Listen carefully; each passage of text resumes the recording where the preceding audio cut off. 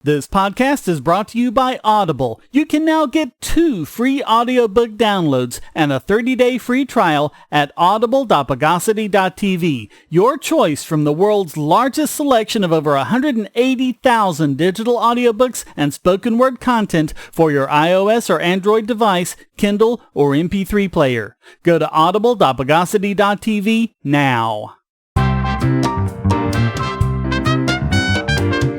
Welcome to our 2016 Year in Review, where we look over the biggest piles of Bogosity 2016 dumped on us and name our Idiot of the Year. 2016 gave us a lot of copyright Bogosity, with government saying it's illegal to make replica hats, homeless people had their free Wi-Fi taken away because of illegal downloaders, the appeals court keeps striking down findings of juries that APIs do not count as copyrighted software, and more attempts to replace notice and takedown with notice and stay down. We've also seen quite a bit of Bogosity in the wake of all the marijuana legalization efforts in several states, including bad marijuana tests that don't tell you if the person's impaired, and police in other states using the fact that someone is from a marijuana state like Colorado as a reason for pulling them over. Even though scientific studies show there is no basis for any of these laws about marijuana and driving. We saw more government healthcare Bogosity as Congress formally exempted themselves from Obamacare. The FDA stopped competitors of EpiPens, causing the price to skyrocket. And the NHS engaged in yet more rationing, denying routine surgery to smokers and the obese, as well as spreading Bogosity about the chickenpox vaccine to excuse them not offering it. Our security was under threat like never before as well. There were a lot of vulnerabilities and breaches, especially from the new IoT devices. Lenovo and Komodo both proved they don't care anything at all about our security, breaking vital HTTPS encryption in order to give people ads. Yahoo ignored the advice of their own security experts, and that resulted in 1 billion accounts being compromised. The FTC tried to prevent open source firmware from being used in consumer routers. But also, our government seems hell-bent on making our security as weak as possible so they can spy on us. Apple famously resisted the FBI's demands to compromise the security of their iPhones, ostensibly so they could get into the phones of the San Bernardino shooters, which never had any useful information on them to begin with. They then turned on WhatsApp, just as Brazil has several times before. Prosecutors claimed that police don't need warrants for stingrays. A judge said we have no expectation of privacy on our computers because we know they can be hacked. The DOJ said they could walk into a building and demand that everybody unlock their phones, which in fairness is better than mugging someone to do it like the police did in the UK. Dianne Feinstein said that people who made secure software were materially supporting terrorism, even though none of the terror attacks like the ones in Paris used encryption. The FBI used malware to break Tor encryption and then tried to get around the laws they broke by claiming it wasn't really malware, and so much more. Sorry, but this is only going to get worse in 2017. We need to take control of our own security now. Similar to the hysteria about terrorism was the hysteria about mass shootings like the one in Orlando. But of course, the press omitted once again the fact that this was a gun-free zone, and also of course ignored cases like the nightclub in South Carolina where an armed citizen prevented the mass shooting with only 4 injuries, one of them the shooter himself. And politicians in both parties are still saying that Edward Snowden should have gone through proper channels, even as more and more information came to light showing that these proper channels were really there to put whistleblowers out of the way, as Snowden himself found out when he tried using the proper channels the lying politicians say he didn't try. As for recipients of Biggest Bogon Emitter and Idiot Extraordinaire, Barack Obama racked up another 4, bringing his overall total to 18, and he still has about a month left in his presidency. Presidential candidates who got 1 apiece were Jeb Bush, John McAfee, Jill Stein, and Bernie Sanders, although Sanders would have gotten another one for his spending proposals, which totaled $18 trillion, if he hadn't been beaten out by Jeb Bush and the DOJ. Hillary Clinton got 4 herself, bringing her overall total to 6. Donald Trump would have gotten it on a few occasions if he hadn't been upstaged by people like Paramount Pictures, who claimed the Klingon language was copyrighted, or Colorado State University, who said that that woman absolutely was raped even though she herself always maintained that the sex was consensual. Trump is dumb, But a lot of people were a whole lot dumber. The news media did rack up two, one for denying the science showing that Uber has resulted in fewer drunk drivers, and one for misreporting the first fatality where a self-driving car was involved, but it was actually the other driver's fault. It also was a driver assist car, not fully autonomous, but you'd never know that from listening to the news media. Before we continue, we should mention that we did have a few winners of the Silver Kluon Award. Gilbert Arab Bohr wanted for showing how the EU's steps to prevent GMOs from being used in Africa is preventing progress in combating starvation. TechDirt wanted for welcoming pirated versions of their t-shirt and pointing out how this copyright violation helps them, much to the chagrin of the copyright warrior who was trying to teach them a lesson. And Matt Masur wanted for using a clickbait headline to point out the problems with clickbait. Not quite making the Silver Kluon, but coming close, were the fruit smugglers who started making their own roads into Russia from Belarus, benefiting local communities greatly.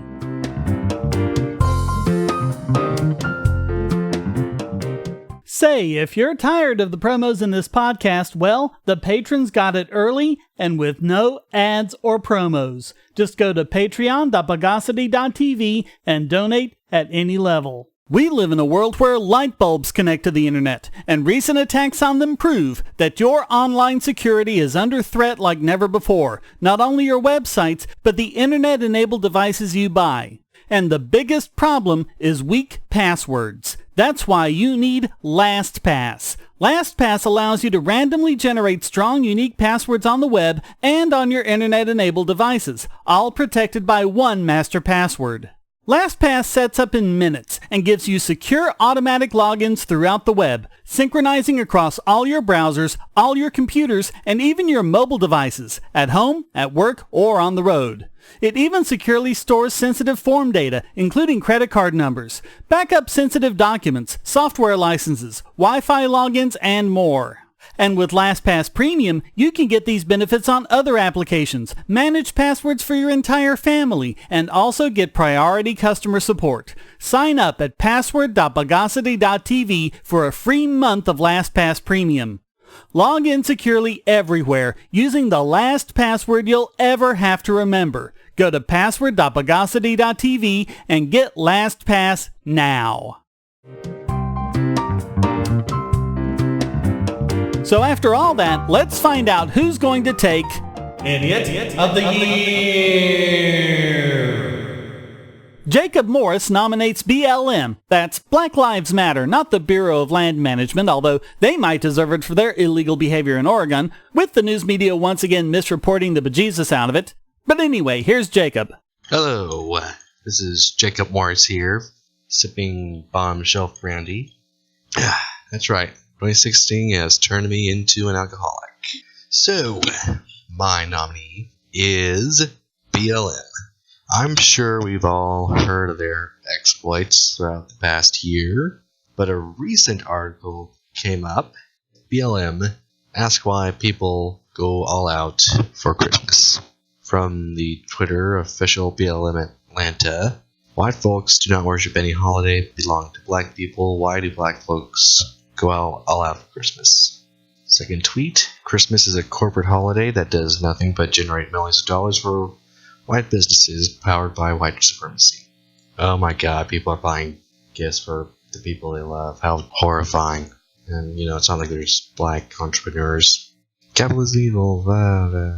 BLM hating Christmas isn't a canary in the coal mine. I don't know what is. I'm out. Travis Retriever nominated YouTuber Saintclare and linked to a Mr. Dapperton video taking him down. Government has slaughtered 250 million of its own people in acts of democide.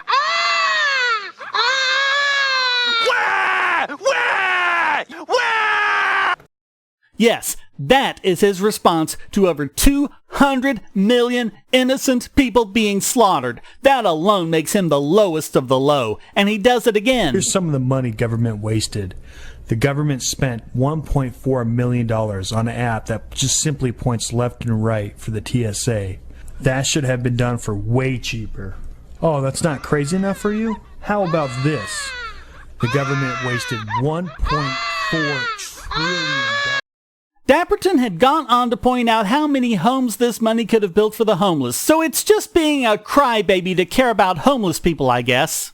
The whole thing goes on, with Saintclare trying to defend this reprehensible behavior and Dapperton never letting up. He starts off running through both times I responded to his questions with the crying babies, and he reasoned that I was attempting to simply be funny in brushing off his sincere questions.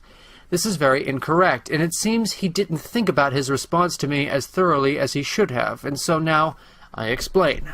So I didn't think about my response as well as I should have. This is the part where he goes, "Well, Mr. Dapperton, what you should have gotten from the baby crying is that the right kind of government didn't kill those people, so therefore those deaths that the government committed doesn't matter."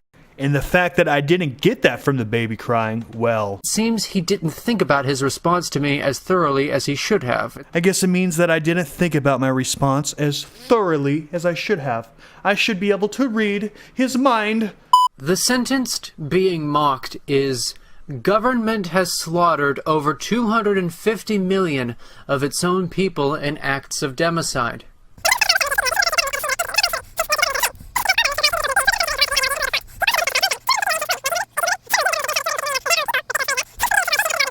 All of these nations, virtually all of them, were Western democratic republics. And remember, ladies and gentlemen, he said that I didn't think that my response through enough. I didn't read into the baby crying enough.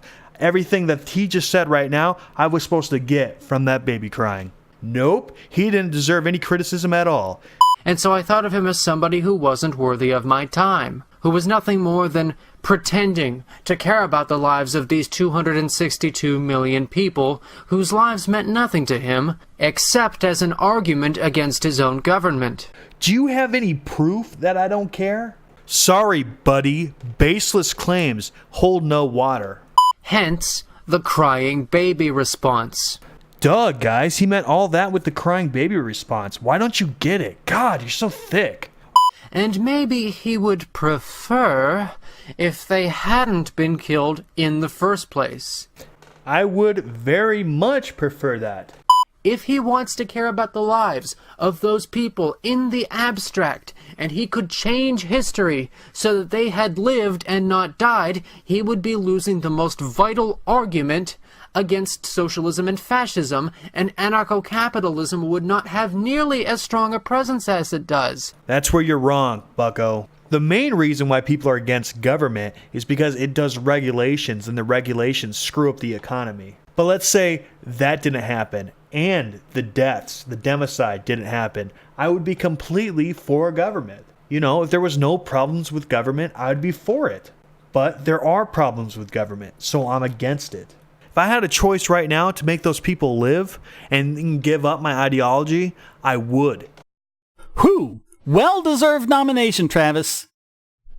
Charles Thomas nominated social justice warriors for all the trouble they've continued to cause to reasonable, intelligent people. Ladies and gentlemen, boys and girls, children of all ages, it is me, Charles Thomas, a.k.a. Duke CT, from every else in the World Wide Web and in between, here on Bogosity podcast of the year of 2016. So, what a year it has been, ladies and gentlemen. This year, well, there's been ups and downs, and honestly, there's a lot of stupidity and idiocracy in this year. And the greatest of all L's this year has to be the whole social justice warriors.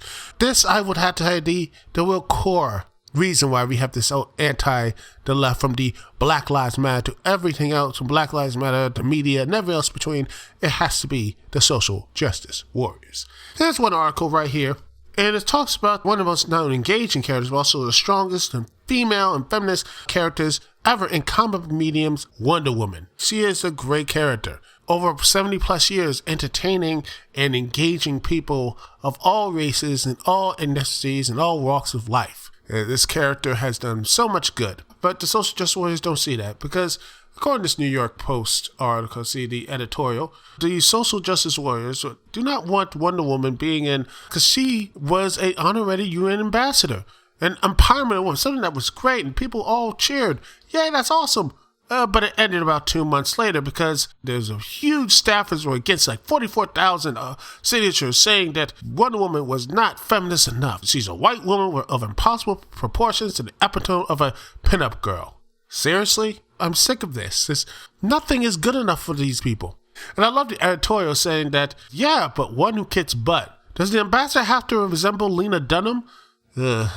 But anyway, ladies and gentlemen, I hope 2017 is bigger, better, and more exciting for everybody. Make sure it is a fun and important year that every one of us can actually sit back, enjoy, have great personal growth, great business growth, and great growth for everyone around here. And except for the social justice warriors, who honestly eat their own so much that anytime they do have a growth, they go latching those onto it.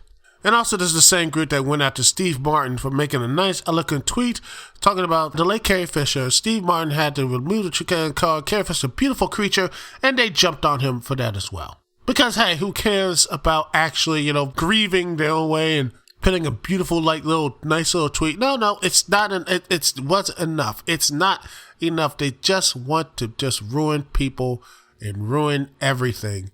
That is my pick for the year, Shane. Hope you like it, and hope you guys like it too. Peace out. Yes, for them it's all about being crybullies, getting attention for themselves, and they don't care who else they hurt in the process. Martin's full tweet read, "When I was a young man, Carrie Fisher, she was the most beautiful creature I had ever seen. She turned out to be witty and bright as well." Who could possibly have an issue with that?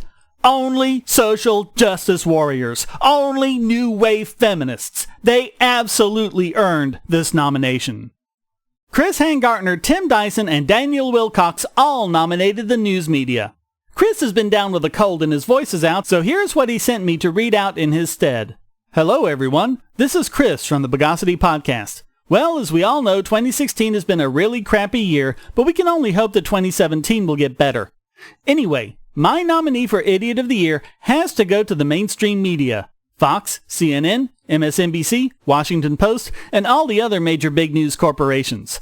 I nominate them due to the way they handled the 2016 election and the Democratic Party WikiLeaks incident. Despite overwhelming evidence to the contrary, the mainstream media is still continuing to push that Russian President Vladimir Putin and Donald Trump somehow rigged the election so Hillary Clinton didn't get elected. This and many other bogus stories is why I nominate them for Idiot of the Year. Tim Dyson agreed, saying, "You try and cheat your candidate into power. You lose despite the huge advantage you had, and now you're trying to accuse your opponent of cheating. That's your plan." One big example of this is Paul Krugman, who could have taken Idiot Extraordinaire practically every week if there weren't people being even dumber. On December 12th, he posted a New York Times column, The Tainted Election, in which he said, quote, "Did the combination of Russian and FBI intervention swing the election? Yes. Mrs. Clinton lost 3 states, Michigan, Wisconsin, and Pennsylvania, by less than a percentage point, and Florida by slightly more. If she had won any 3 of those states, she would be president-elect. Is there any reasonable doubt that Putin and Comey made the difference?" Let's be clear on something. There is no evidence whatsoever that Russia had anything to do with the hacking of DNC emails or anything else to do with the election. I'm linking in the show notes to an article in The Intercept that goes over it. But I would point out that the last time there was this big outcry in the news media over evidence given to the press by the CIA in secret and anonymously, the result was the Iraq War. And of course there ended up being no weapons of mass destruction in Iraq at all, so that should give you an idea of how seriously you should take things like this. He goes on, quote, "The victor was rejected by the public and won the Electoral College only thanks to foreign intervention and grotesquely inappropriate partisan behavior on the part of domestic law enforcement. It's clear that Mr. Trump, whose personal conflicts of interest are unprecedented and quite possibly unconstitutional, intends to move U.S. policy radically away from the preferences of most Americans, including a pronounced pro-Russian shift in foreign policy. Democratic norms have been and continue to be violated, and anyone who refuses to acknowledge this reality is, in effect, complicit in the degradation of our republic. This president doesn't deserve the benefit of the doubt. This election was an outrage, and we should never forget it." Back on election day, he had posted another article, How to Rig an Election, where he had distinctly different things to say. Quote, "The election was rigged by state governments that did all they could to prevent non-white Americans from voting. The spirit of Jim Crow is very much alive. The election was rigged by Russian intelligence, which was almost surely behind the hacking of Democratic emails, which WikiLeaks then released with great fanfare. Nothing truly scandalous emerged, but the Russians judged correctly that the news media would hype the revelation that major party figures are human beings and that politicians engage in politics as somehow damning. Again, there is no evidence whatsoever that the Russian government was behind the hacks, and WikiLeaks has specifically said otherwise. And how can anyone who's at all reasonable think that the news media was doing anything except shilling for Hillary?" He goes on, quote, "The election was rigged by James Comey, the director of the FBI. His job is to police crime, but instead, he used his position to spread innuendo and influence the election. Was he deliberately putting a thumb on the electoral scales, or was he simply bullied by Republican operatives?" You know, that's a funny thing to say about the guy who acknowledged that Hillary did absolutely everything that the law says she can't, and that what she did absolutely violated the law, but that she couldn't be prosecuted because potato. Actually, it was because she didn't have intent, but the crime is one of gross negligence, and intent isn't an element of gross negligence, but let's just ignore these details. Check out the projection in this next one, quote, "The election was rigged by partisan media, especially Fox News, which trumpeted falsehoods, then retracted them, if at all, so quietly that almost nobody heard. The election was rigged by the media obsession with Hillary Clinton's emails. There is no evidence at all that she did anything unethical, let alone illegal." Yeah, again, not what Comey said. But listen to his takeaway from all this, quote, "Mrs. Clinton still seems likely to win. If she does, you know what will happen. Republicans will, of course, deny her legitimacy from day one. Oh boy. But if nothing else, I think we know why Hillary lost. Because Paul Krugman predicted that she would win, and the guy's like an anti-prophet or something. So yes, the news media. Well-deserved Idiot of the Year nomination.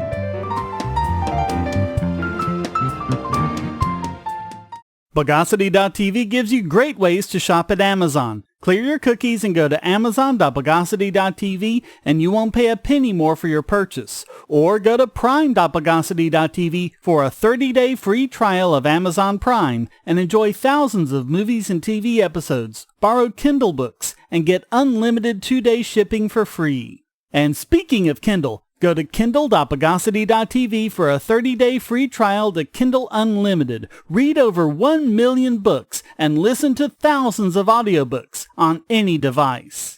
Or go to home.bogosity.tv to try Amazon Home Services. Over 1,000 different services from quality hand-picked pros, from house cleaning to equipment and furniture assembly, plumbing, electrical, painting, and other handyman services, all backed by Amazon's happiness guarantee. And as always, check the right-hand side of the podcast page for special Amazon deals.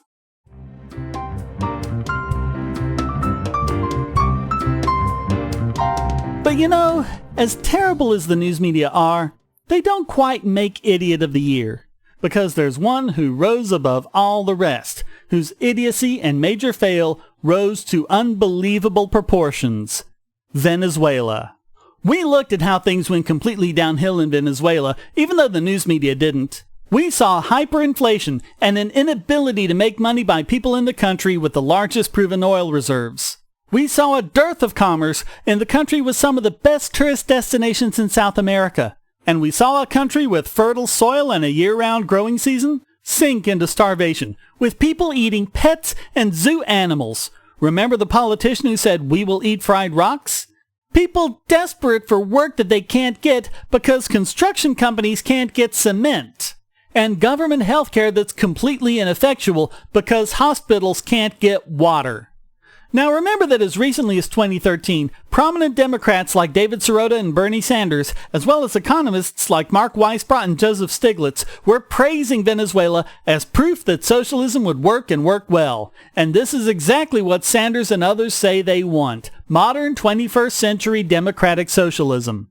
But what really put them over the top is things that have happened since the podcast went on its holiday hiatus.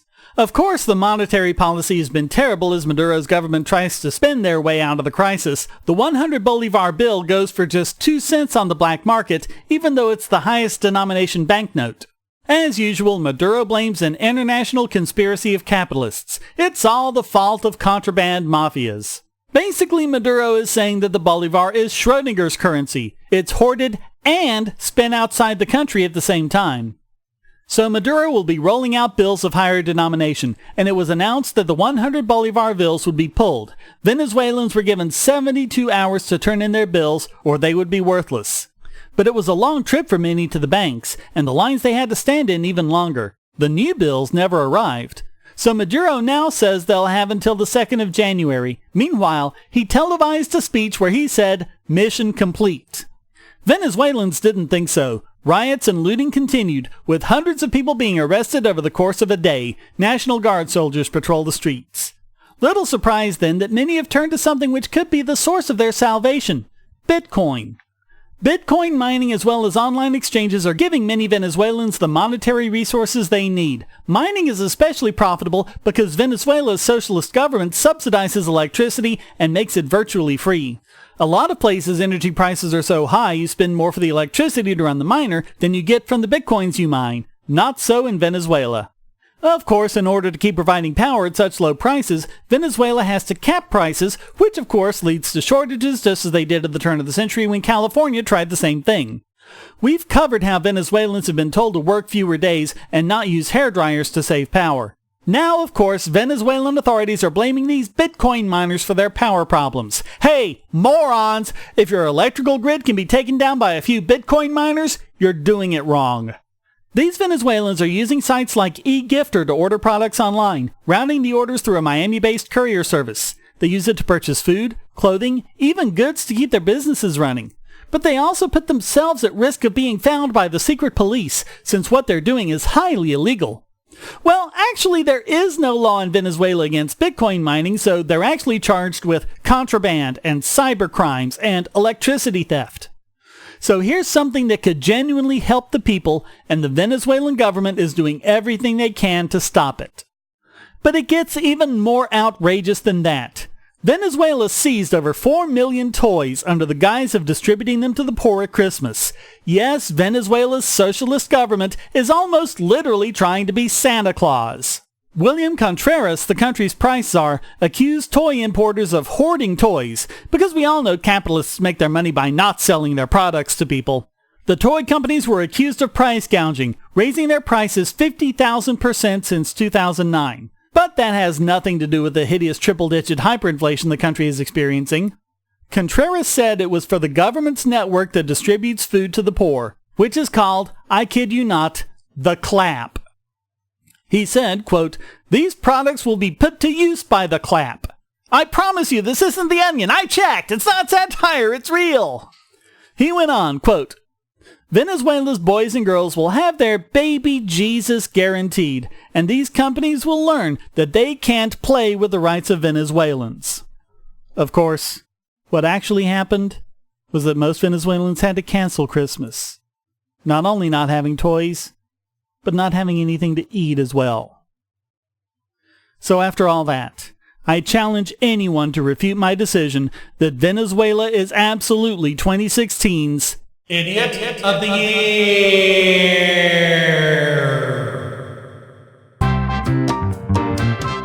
Well, thanks for joining us through the 5th full calendar year of this podcast, and we're showing no signs of slowing down. We'll be back in 2017 to see what the new year brings. Until then, here's a quote from David Boaz.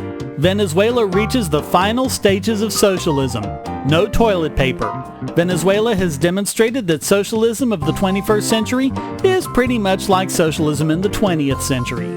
The Bogosity podcast is licensed under Creative Commons Attribution Non-Commercial No Derivatives 4.0 International License.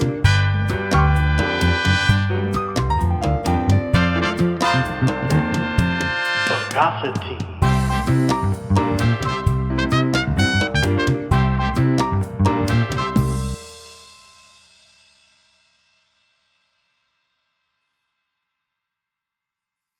Want answers to creationist claims against evolution?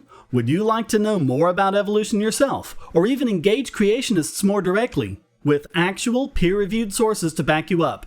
My book, How Evolution is Scientific, is designed to show the basics of evolutionary theory and how it is so well supported using the scientific method. It's impeccably sourced, with references to the actual scientific material, and is arranged using the creationists' own criteria of what is scientific. Using their own arguments against them, see how evolution is scientific, but creationism is not, based on observations, accurate predictions, logic, and evidence. Get answers to common creationist claims, and even a primer on abiogenesis, the start of all life. It's all in my book, How Evolution is Scientific, available at Amazon and on Kindle, EPUB, and PDF as well. Get How Evolution is Scientific and never be taken in by creationists again.